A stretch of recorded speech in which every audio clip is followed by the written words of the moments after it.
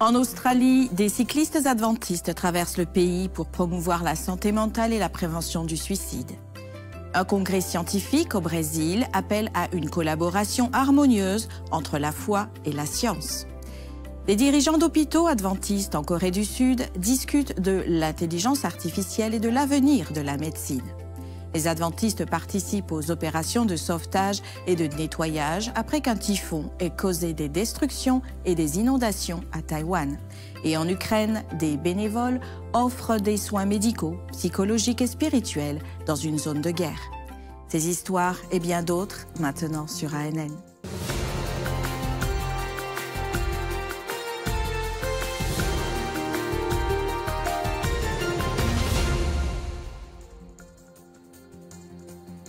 Bienvenue sur ANN. Nous commençons au Royaume-Uni où des étudiants de l'université Newbold ont participé au programme Une année en mission. Cette initiative prépare les jeunes à partager le Christ à travers l'engagement communautaire.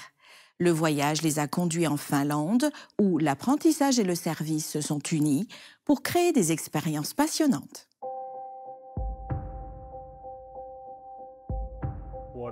Ce que j'ai le plus apprécié à propos d'Oikos, et ce que je crois aussi être ce qui rend Oikos si spécial, c'est la communauté, les gens qui sont tous ici, toute la semaine, actifs chaque jour.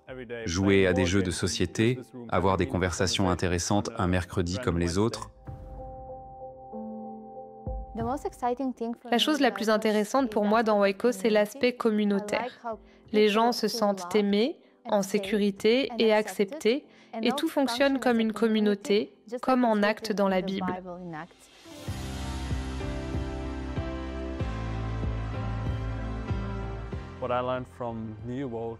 Ce que j'ai appris à Newbold et qui s'applique ici à Oikos, c'est qu'à Newbold, j'ai pu découvrir différents environnements d'église, culture d'église, et sortir du cadre de mon propre environnement familier.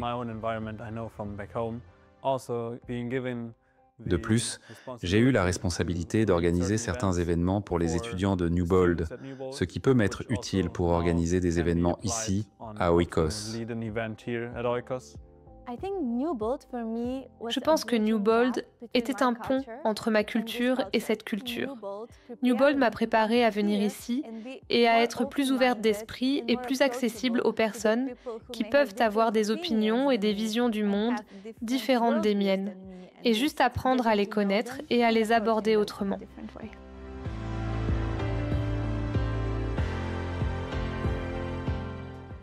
Oikos, qui fait partie du programme Une année en mission, m'a aidé à grandir dans tant d'aspects de ma vie, à sortir de ma zone de confort en quittant la maison pour la première fois et à être en contact avec tant de cultures différentes qui apportent toutes quelque chose. J'ai appris que bien que certaines personnes viennent de milieux très différents du mien, Dieu peut les atteindre à travers moi.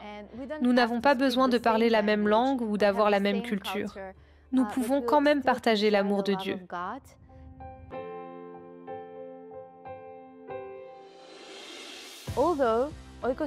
Bien qu'Oikos soit très différent des autres communautés d'église traditionnelles, il reste très biblique et nous pouvons sentir la présence de Dieu et son amour œuvrant dans cette communauté. Je recommanderais sans hésiter le programme Une année en mission à quiconque veut passer un an hors de sa zone de confort, dans un environnement stimulant et enrichissant, et venir à Oikos. Cet endroit est unique. En Corée du Sud, des dirigeants de 15 institutions de santé adventistes se sont réunis pour discuter des tendances, des défis et des opportunités pour renforcer le ministère dans la région. Le Conseil des présidents de l'Association des soins médicaux adventistes de 2025 s'est tenu à Busan, en Corée du Sud. Plus de 80 représentants de 15 institutions médicales de la région du nord de l'Asie et du Pacifique ont participé à la réunion. Au cours des sessions, des rapports de 14 hôpitaux ont été présentés, mettant en avant les réalisations et les avancées dans les domaines médical et missionnaires.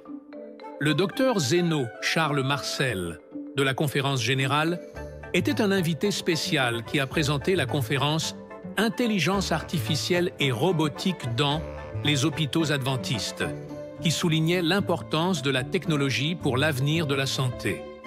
La réunion a renforcé le réseautage, la coopération et l'engagement des participants à continuer d'apporter de l'espoir à travers le ministère de la Santé adventiste. Dans les banlieues de Chicago, aux États-Unis, une clinique médicale gratuite apporte espoir et soins à des dizaines de familles de la communauté. À Western Springs, près de Chicago, le campus d'une école s'est transformé en un espace de guérison et d'espoir. Plus d'une centaine de personnes ont reçu des soins médicaux gratuits lors de la clinique mobile UChicago Medicine Advent Health. Avec le soutien de bénévoles et de professionnels de différents domaines de la santé, les soins et la compassion ont été partagés hors des murs des hôpitaux, montrant comment la foi en action peut transformer des vies. À Taïwan, de fortes pluies causées par le typhon Ragasa ont entraîné le débordement de la rivière Matayan, laissant destruction sur son passage. Des bénévoles adventistes se sont rapidement rendus sur place pour fournir assistance et soutien aux familles touchées. Lorsque la rivière Matayan a débordé, elle a détruit un pont et entraîné de la boue et du sable dans la ville de Guangfu, causant des dommages importants. Plus d'une centaine de bénévoles adventistes ont participé aux secours immédiats, utilisant des excavatrices et des chargeuses sur pneus pour dégager les rues et les maisons. Même avec des pertes matérielles, les résidents étaient reconnaissants que leur vie ait été épargnée. L'Église adventiste du 7e jour à Taïwan a lancé une campagne de collecte de fonds pour appeler la communauté à soutenir les familles touchées. Les adventistes dans le nord-est du Venezuela distribuent 5000 livres missionnaires pour promouvoir l'espoir et le soutien pour la santé mentale. Des centaines d'adventistes du 7e jour ont distribué plus de 5000 livres missionnaires à des fonctionnaires publics dans le nord-est du Venezuela. Cette action, qui a combiné la distribution de littérature, la prière et la présence pastorale dans les bureaux des gouverneurs, des mairies, des agences de sécurité et des banques, a également permis d'aborder la santé mentale et l'espoir.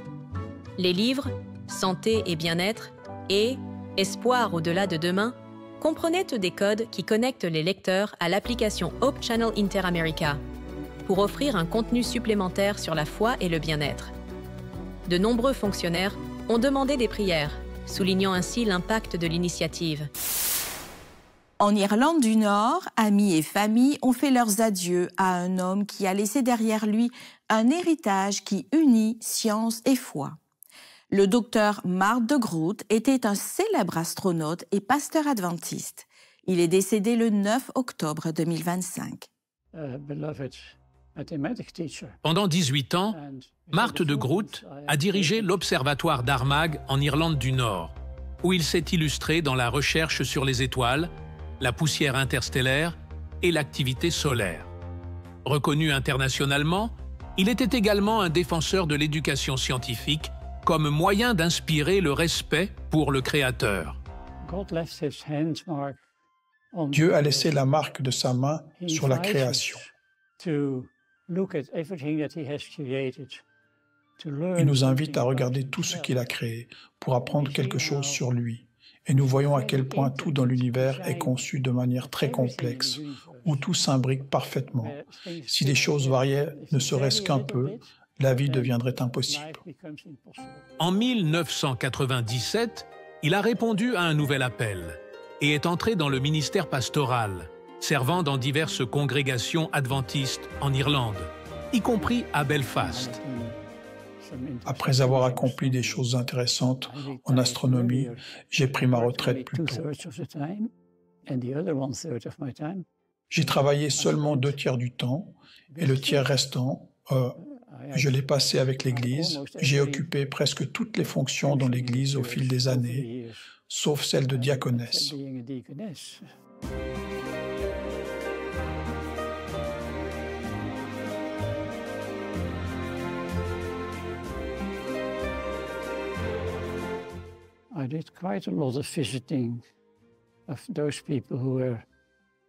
J'ai rendu visite à beaucoup de personnes qui, pour des raisons de santé ou autres, ne pouvaient pas se rendre régulièrement à l'Église afin de les garder dans notre communauté et les rendre heureuses.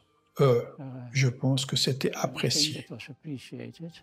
Marié depuis plus de 60 ans à Willemien, il était auteur, conférencier et un exemple de la foi qu'il professait. L'Institut de recherche en géosciences de l'Église adventiste du 7e jour a célébré son parcours en produisant le documentaire « À la recherche de la compréhension », récit sur la foi et la science. La vidéo met en lumière l'histoire de Marthe de Groote, sa contribution à la science et sa foi en Dieu. Eh bien, le design est la réponse la plus courte. La façon dont l'univers est assemblé montre un esprit. Le design intelligent est une chose non physique. Et vous avez besoin d'un agent non physique. Je veux dire, vous ne pouvez pas créer de la matière à partir de rien. Vous pouvez créer de la matière en principe à partir de l'énergie, bien que cela soit une chose très difficile. Cela va complètement au-delà des choses physiques. C'est maintenant devenu une question de foi, de croyance, de pouvoir impersonnel, et encore une fois, vous revenez au Dieu Tout-Puissant.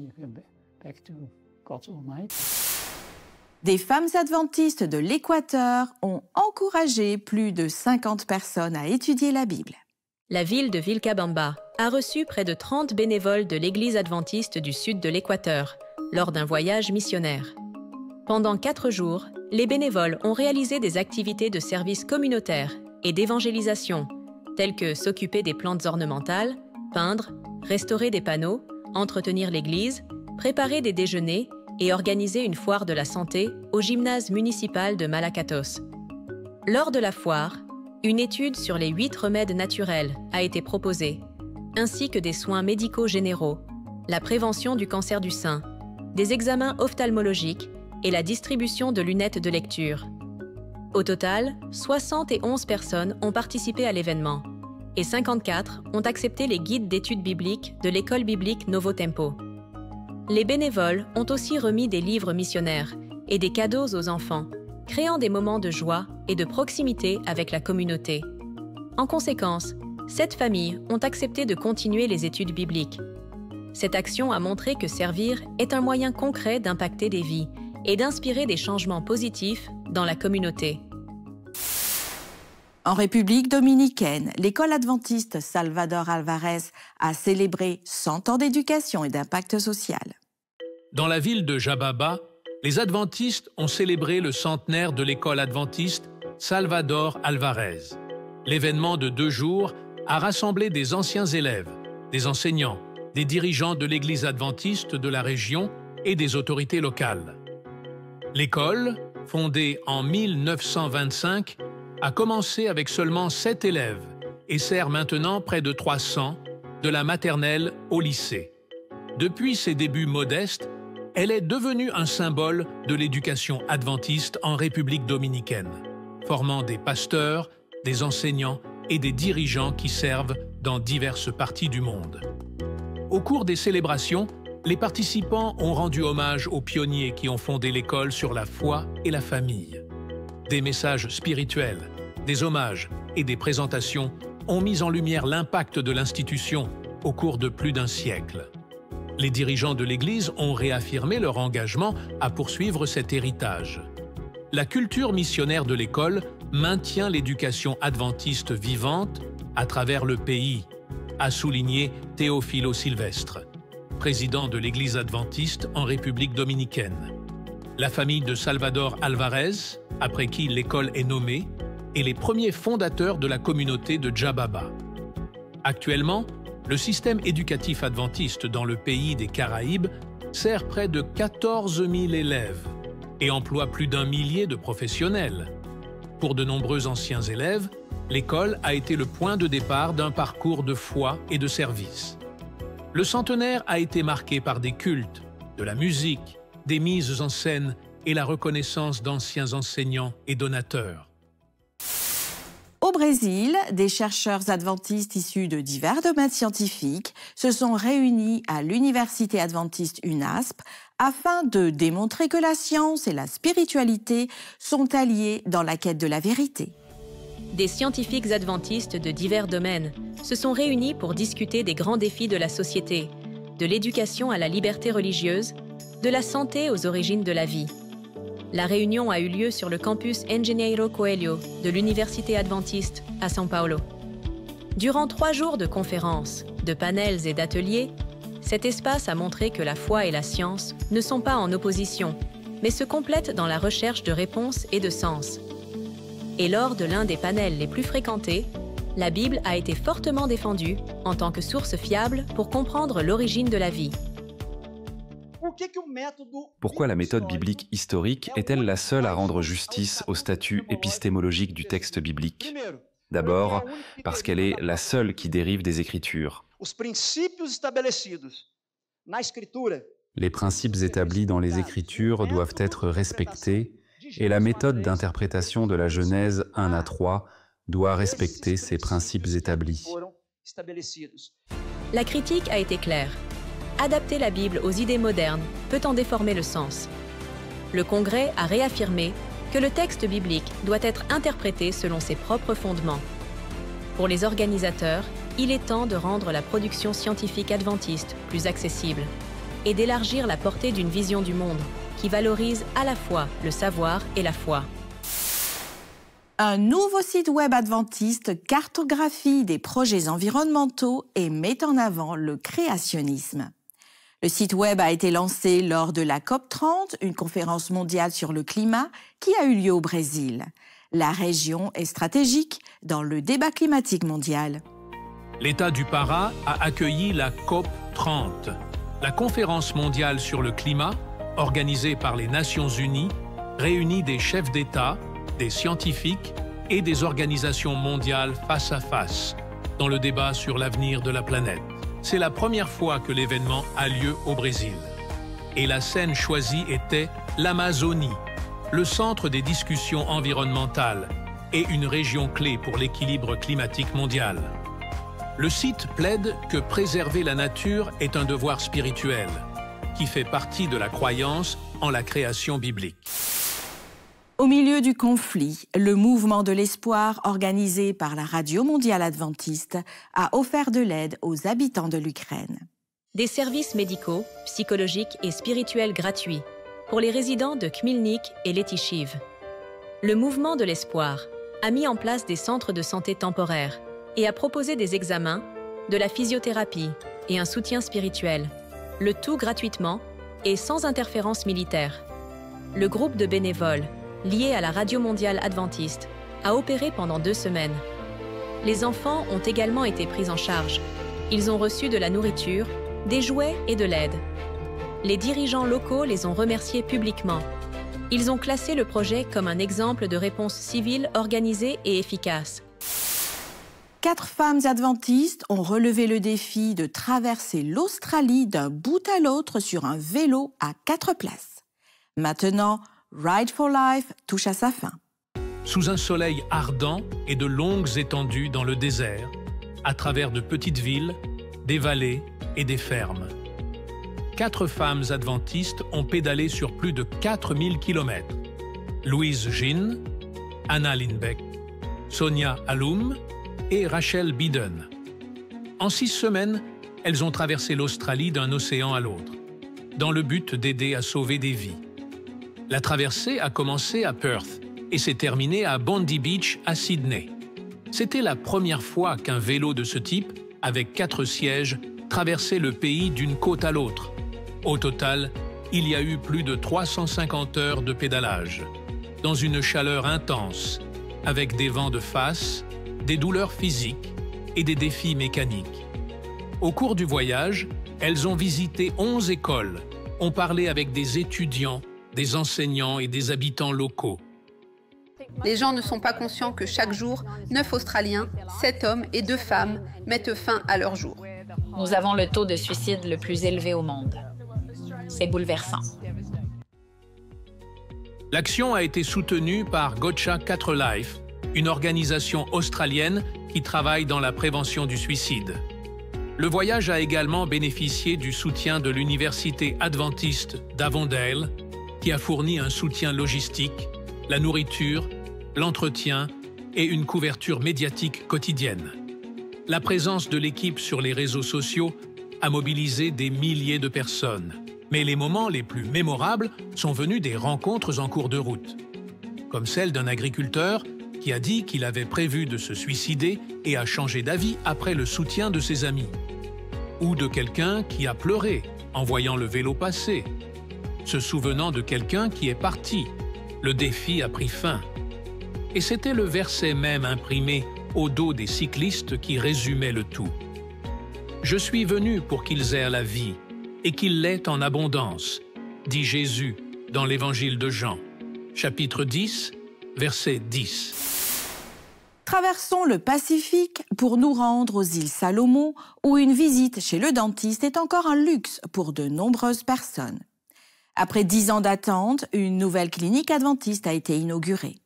L'unité offrira des soins gratuits à plus de 60 000 personnes.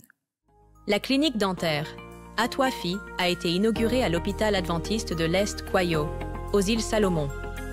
La structure a été construite en 10 ans, coordonnée par le dentiste australien Jenna Levitch et soutenue par ADRA Australie, le gouvernement local et des bénévoles. La cérémonie d'ouverture a rassemblé la communauté vêtue de ses vêtements traditionnels, des danseurs et de la musique locale mettant en avant des flûtes en bambou, connues sous le nom de flûte de Pan. Dans la région, l'accès à un dentiste est assez compliqué. De nombreux résidents doivent supporter la douleur pendant des semaines ou font face à 2 jours de voyage pour recevoir des soins. C'est la première clinique aux îles Salomon, construite à ce niveau de qualité. La nouvelle unité répond aux normes australiennes, avec 2 bureaux et du matériel donné par des cliniques et des professionnels. Le service sera géré par Max Asugeni, un dentiste local et le premier patient de la nouvelle installation. Pour la population, la clinique représente plus que la santé bucco-dentaire. C'est la dignité et la transformation sociale. Aux États-Unis, un centre médical adventiste sert des personnes ayant des ressources limitées dans le Colorado rural. Il offre des alternatives à la médecine conventionnelle, telles que des traitements naturels, la réhabilitation et un mode de vie sain. Faute de ressources pour se développer, il ne pouvait même pas accueillir son propre personnel. Cependant, l'intervention d'un groupe de bénévoles a peu à peu transformé la situation. En juin, 28 bénévoles de Maranatha International ont construit un duplex de 260 mètres carrés pour l'Institut de bien-être La Vallée de l'Éden, dans le Colorado. Cette organisation à but non lucratif d'éducation à la santé est en pleine croissance, mais n'a pas de financement ou de main-d'œuvre. Maranatha a aidé à combler ce déficit en construisant gratuitement des logements pour le personnel. Ils ont monté la charpente du plancher sur une fondation en béton, érigé les murs, ajouté les poutres et posé la toiture. Ce travail a été rendu possible grâce à leur expérience en construction. Leur expertise leur a permis de commencer avec une simple dalle et des piles de bois et de les assembler pour former une maison en devenir. Leur sacrifice en temps et en énergie a montré au personnel qu'ils ne sont pas seuls dans leur mission de voir des vies transformées par Dieu. Les volontaires de Maranatha International est un ministère de soutien de l'Église adventiste qui mobilise des bénévoles pour construire des églises, écoles, puits et autres structures urgentes dans le monde entier, dont l'Amérique du Nord. Chaque année, Maranatha travaille avec des organisations aux États-Unis et au Canada, en fournissant de la main-d'œuvre bénévole sur des projets de construction ou de rénovation dans des camps d'été, centres de retraite, écoles et églises. Le travail permet d'économiser des milliers de dollars en coûts de main-d'œuvre. Vous pouvez faire partie de cette transformation. Inscrivez-vous pour un projet Maranatha en Amérique du Nord. Ils sont gratuits et incluent la nourriture et un hébergement gratuit. Nous continuons à explorer les merveilles de la création. Après avoir fait connaissance avec la Symphonie du corps humain, la série Merveilles incroyables de Home Media Espagne révèle maintenant un autre réseau extraordinaire. Voyons maintenant un système souterrain qui relie les arbres, les champignons et des forêts entières.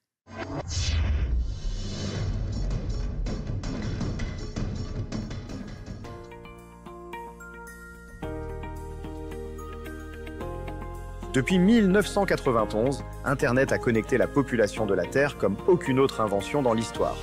toujours utilisé pour informer et divertir, acheter et vendre, éduquer, jouer, gérer de l'argent, rechercher, partager des idées, s'abonner, créer, inventer, voyager, divertir, élaborer des stratégies et converser avec des individus, des organisations et des entreprises à travers le monde.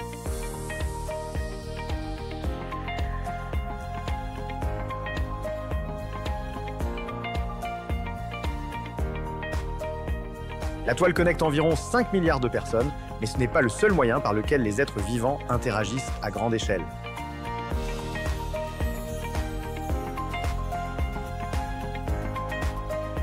En fait, Internet paraît bien modeste en comparaison avec un autre réseau mondial, bien plus ancien, plus vaste, et peut-être même plus crucial pour l'avenir de la vie sur Terre.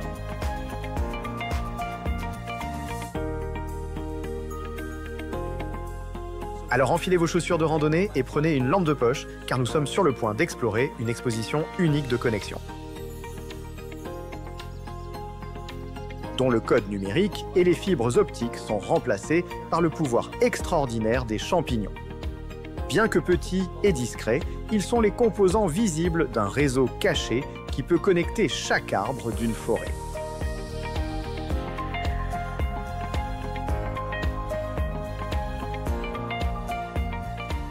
Biologiquement, ils appartiennent au règne des champignons, et leurs principaux composants sont de fins filaments appelés hyphes. Ces filaments sont densément regroupés pour former la tige et le chapeau du champignon, mais leur importance ne s'arrête pas là.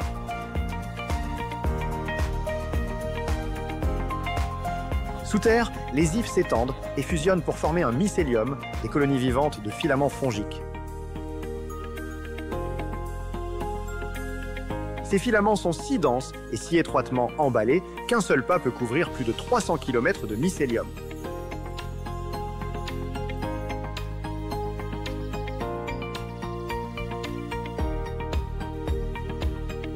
Chaque hyphe est chargé d'enzymes conçues pour décomposer, absorber et recycler les nutriments chimiques stockés dans le sol et le bois mort, puis livrer leur précieuse cargaison aux organismes à travers la forêt.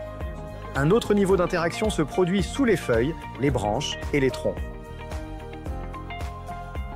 Un échange crucial de ressources chimiques, non seulement entre les arbres et les champignons, mais aussi entre les arbres et leurs voisins, utilisant les champignons comme autoroute.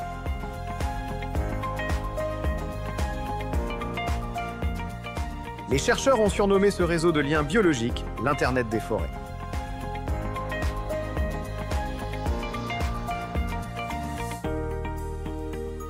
Le nom est accrocheur et approprié, car de nombreux biologistes croient qu'au moins 90% de la végétation de la planète est connectée par des réseaux complexes de champignons et de racines.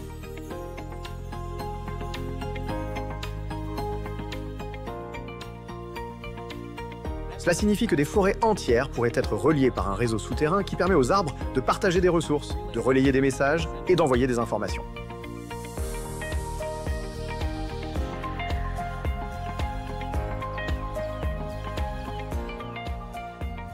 La science ne fait que commencer à comprendre le fonctionnement interne et l'importance des champignons, des réseaux mycorhiziens et de l'Internet de la forêt. Mais elle fait des découvertes fascinantes et cruciales.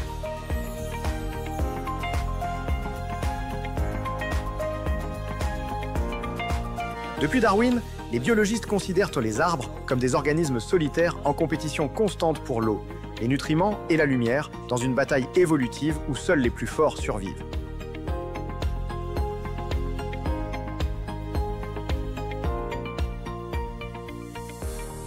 Aujourd'hui, cependant, un nombre croissant de preuves scientifiques remet en question cette vision, révélant d'immenses écosystèmes de plantes et de champignons qui prospèrent ensemble dans une coopération mutuelle bénéfique, formant partie d'un réseau mondial de racines et de fibres mycéliennes qui, côte à côte, pourraient s'étendre sur presque la moitié de la largeur de la Voie lactée.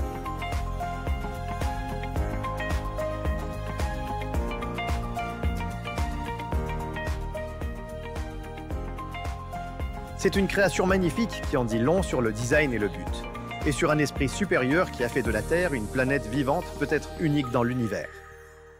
Dans la prochaine édition, vous en apprendrez davantage sur la série Merveilles incroyables. Produite par Hope Media Espagne, la collection montre la beauté de la vie et le pouvoir créatif de Dieu. Ainsi s'achève notre épisode de cette semaine. Pour en savoir plus sur l'Église adventiste du 7e jour, visitez adventiste.org et pour plus d'informations, adventiste.news. À la semaine prochaine et prenez soin de vous.